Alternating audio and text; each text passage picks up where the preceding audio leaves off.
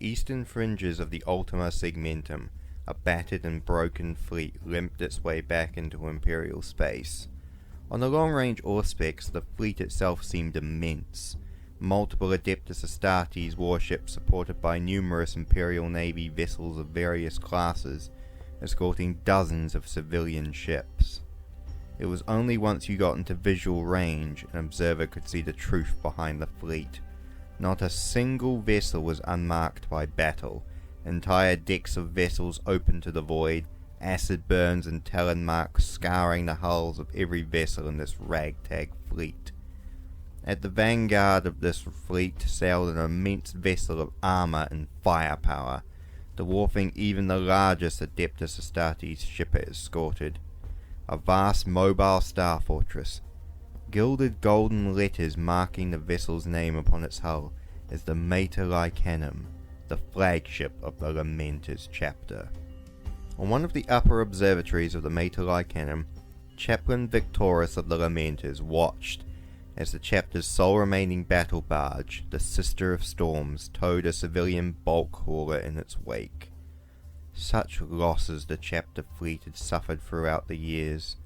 First at Badab, the forts of Badab caused Victorious's anger to rise to the surface before he drowned out his anger with a wave of self-control. Such losses at Badab, and then again at the talons of the Great Devourer. Losses that could never be replaced, and even if they were to survive to the end of their penitent crusade, again Victorious drowned his anger and despairs at the woe of his chapter and those who had betrayed them with a will of iron, before the chaplain calmly donned his skull helm and made his way out of the observation chamber.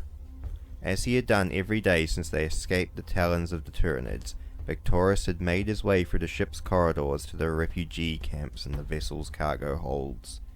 It had become a daily pilgrimage for Victorious to visit the refugees on board the vessel, and to offer whatever comfort, guidance and prayers he had for them all, as was his way, and the way for his chapter.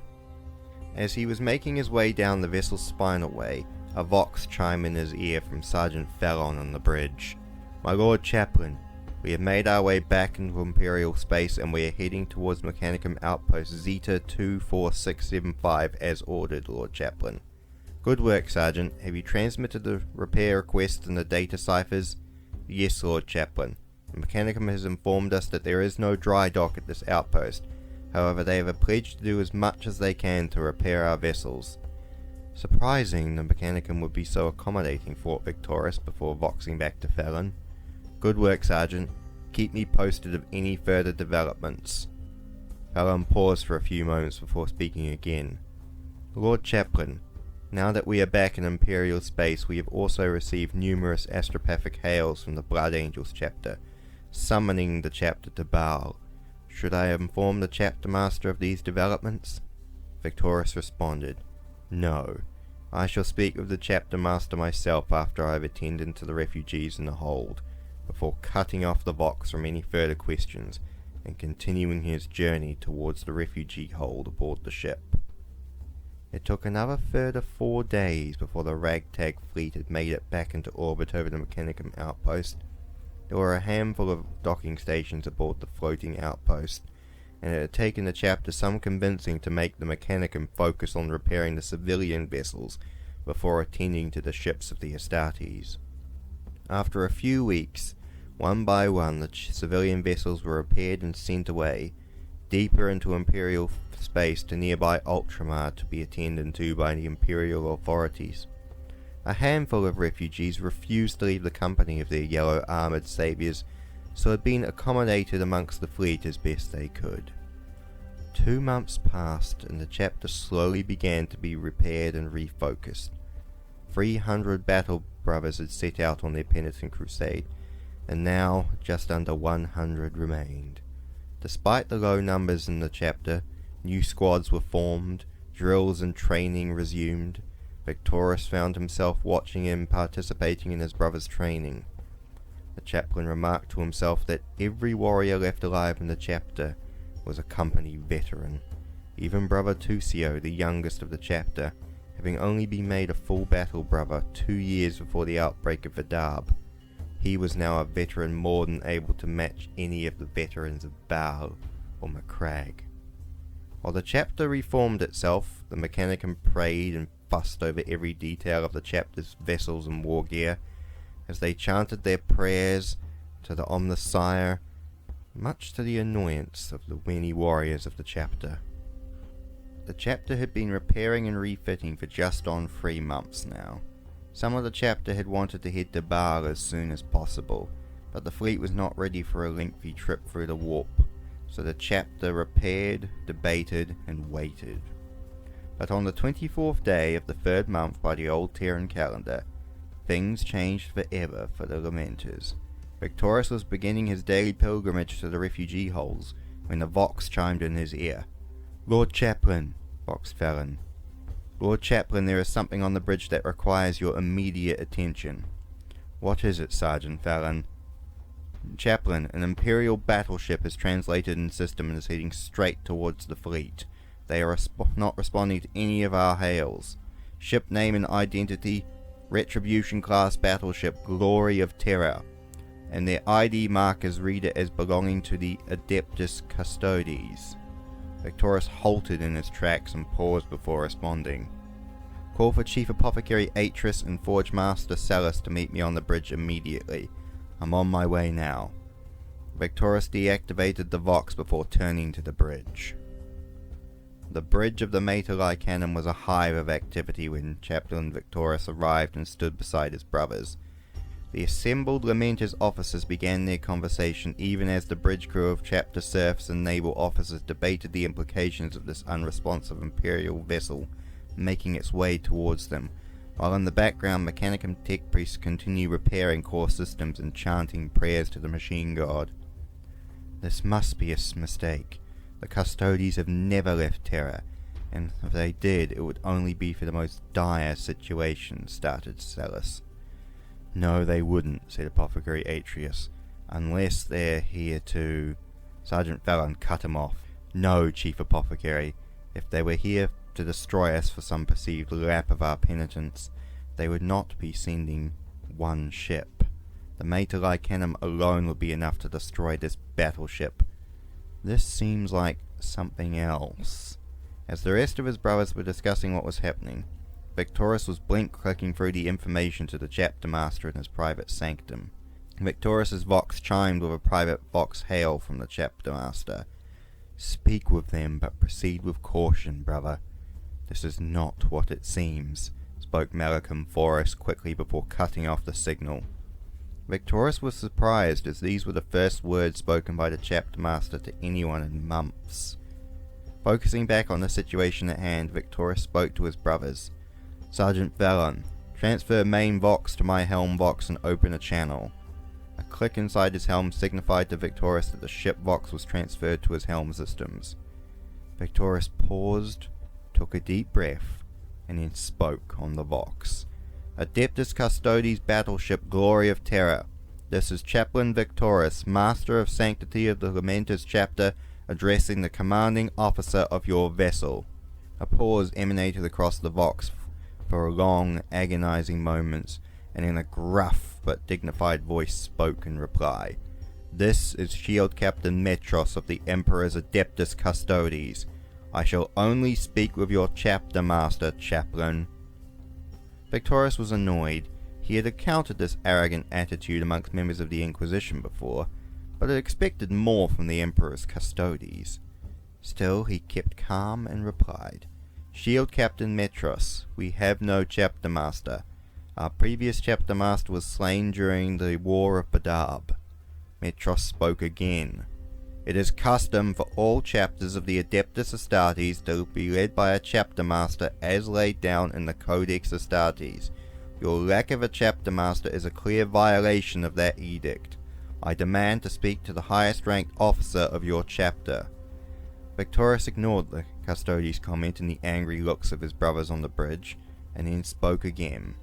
"As per the customs of the Sons of Sanguinius, in the event of the chapter master's death, the Master of Apothecary and Master of Sanctity take joint command of the chapter until a new chapter master is elected."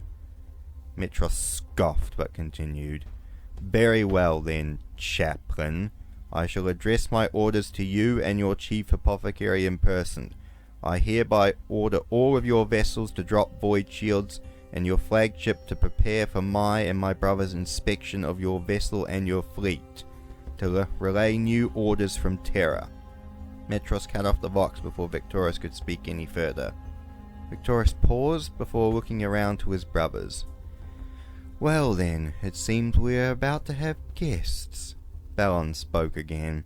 They were rather rude for warriors who have not left Terra in thousands of years while our Astartes have been fighting and dying to defend the galaxy and its people. Victorious spoke before any further comments from any of his other brothers could be made. Attitude and tone do not matter, brother. Only our service to the Emperor and his people. Chief Apothecary Atris, I recommend we head down to the main hangar to greet our guests in person. Atris nodded before donning his white helm as both Victorious and Atris left the bridge. It took 4 hours for the Glory of Terra to reach the Lamenters fleet. In that time, the Lamenters on board the flagship polished their war gear, while the hangar bay was cleared for the arrival of the Adeptus Custodes. 30 of the 40 remaining Marines aboard the Mater Lycanum stood arrayed for a parade on the landing bay, including the 6 remaining warriors of First Company, standing in formation in the chapter's last few suits of Terminator armor. The banner of tears was held proudly by Sergeant Bellon as Victorious and Atris stood at the head of the group awaiting the gunship's approach. Soon, a golden Stormbird gunship came into view and set down upon the landing bay. The Lamenters stood to attention and saluted, fists to their chests, as the ramp of the gunship dropped and Metros stepped out onto the bay. The Custodes was tall and proud, a large axe in his hand and a purple cloak billowing out from behind his gold armor. None among the Lamenters had ever seen a warrior of the Adeptus Custodes, so it was a rare honor to see one of the Emperor's Praetorians in the flesh. 4 more Custodes stepped out from behind him, ornate swords and shields raised, and took up position behind their shield captain. Victorious and Atris stepped forth and saluted the Custodes. The Custodes didn't even acknowledge the greeting before Metros spoke. Warriors of the Lamenters chapter of the Adeptus Astartes, I bring you new orders from Lord Guilliman and Terra. Atris spoke first, interrupting the Custodian. Lord Guilliman? The shield captain shot the chaplain a look. Yes. Lord Rebute Guilliman, Lord Commander of the Imperium, 13th Primarch of the Emperor of Mankind. Before anyone could speak, the shield captain continued. Much has changed in the galaxy since your crusade of penance began, and the sky ripped itself apart. I shall instruct my tech majors to update your fleet's cogitators at a later date. For now, I bring you new orders from Terra. Victorious was still reeling from the knowledge of a loyal Primarch fighting for the Imperium once more, and wondered what else had befallen the galaxy. While there are many who would see your chapter destroyed or further punished for your chapter's treason during the War of Badab, Victorious assumed by that tone that number included the shield captain, Lord Guilliman and the Council of Terra, after hearing testimony from Imperial civilians, Imperial Guard units and members of the Red Hunters chapter, of the Lamenters' sacrifice and continued loyalty against the Great Devourer and enemies of the Imperium, have chosen to grant your chapter full pardon from your crimes and an end to your penitent crusade effective immediately. Victorious didn't need to look back at his brothers to feel the quiet rejoicing behind their helms, and he shared their emotions. Further than that, Lord Guilliman has also seen fit to provide your chapter with reinforcements to make up for your recent losses. Metros beckoned towards the gunship. Stepping down from the ramp, 6 giant warriors stepped forth, almost as large as Custodes, clad in unpainted power armor of an unknown pattern, the symbol of the Blood Angels on the shoulder guard the only source of color adorning the grey plate. These warriors saluted the chaplain and chief apothecary and took off their helms in unison. Astartes' faces looked out at the pair. The sculpted features of one of the sons of Baal looked out at the Lamenters. the shield captain explained. These are the newest generation of the Adeptus Astartes, created with the approval of the Emperor by the mind of Lord Guilliman himself. These are the Primaris Marines, and they shall be adjoining your chapter. In addition to that, the Mechanicum will teach your apothecaries how to create Primaris Marines of your own.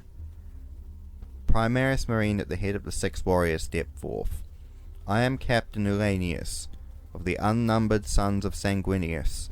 I and 600 Primaris brothers pledge ourselves to the Lamenters chapter, to fight by your side as your brothers. All of the Lamenters present were dumbfounded, and only Victorious reacted to the warrior's words and stepped forward. Captain Uranius, I am Chaplain Victorious, Master of Sanctity of the Lamenters chapter. I hereby accept your brotherhood and welcome you to the ranks of the Lamenters. For those we cherish. For the Emperor and Sanguinius, replied the captain. After that, the next month was a blur of activity. The chapter was updated with the current knowledge of the Imperium, and it was a dark picture. The sky ripped apart, Cadia broken, and chaos marching against the forces of mankind. The sons of Baal assaulted in their homeworld by the Devourer. Lord Guilliman reborn, new breeds of Astartes, the custodians leading the fight against the enemies of mankind. It was almost too much for even a warrior of the Astartes to take in. The custodians left after 2 weeks, after they did a full inspection of the chapter, outfitting the chapter with new knowledge on the galaxy and their new Primaris brothers, and leaving behind a Mechanicum delegation. Shield Captain Metros bid a terse farewell and advised the chapter to keep to their loyalty and oaths before he left. The chapter fleet was soon fully functional, and there was a debate whether to return to Baal, even though the battle there was now over, or to continue their defence of the Eastern Fringes against the Tyranid menace. For now, on board the vessels of the Lamenters, new squads were formed from their Primaris brothers. Armour was painted yellow, drills and training undertaken. The traditional Astartes of the Lamenters had accepted their new brothers without hesitation. Even the handful of warriors doubtful of this new breed of Astartes were not foolish enough to deny reinforcements for the chapter, so they all kept quiet and accepted their new brothers without remark. However, Victorious grew doubtful of these Primaris Marines after the first week, and he couldn't understand why. The Primaris were loyal, honest and true. They had all fought battles before, although most of the Primaris still lost in sparring to the traditional Astartes of the Lamenters, not being able to match the experience of such seasoned warriors. However, that was not the source of his discomfort. He sought out Chief Apothecary Atris to ask him a question plaguing his mind about these new warriors. The Chief Apothecary was excited and busy examining his new Primaris brothers, learning the sequence of their creations from the biologians of the Mechanicum, and how he could create new brothers just like these. In his discussion with Victorious, he even claimed that the traditional warriors of the Astartes could be made into Primaris Marines as well. Victorious took his brother aside and spoke his question. The rage. The thirst. They do not have it, brother, just like us before our penance. How? I know not, but when I ask them about it, they have no idea what I mean, and all the current tests I have done have concluded that there is no sign of the thirst or the rage, and there is no flaws identifiable within these Marines. Then we are all free from the flaw? So it would seem now, brother. Victorious left. The news of the cure of the flaw was gratifying, but Victorious was still doubtful of these brothers, and he could not understand why.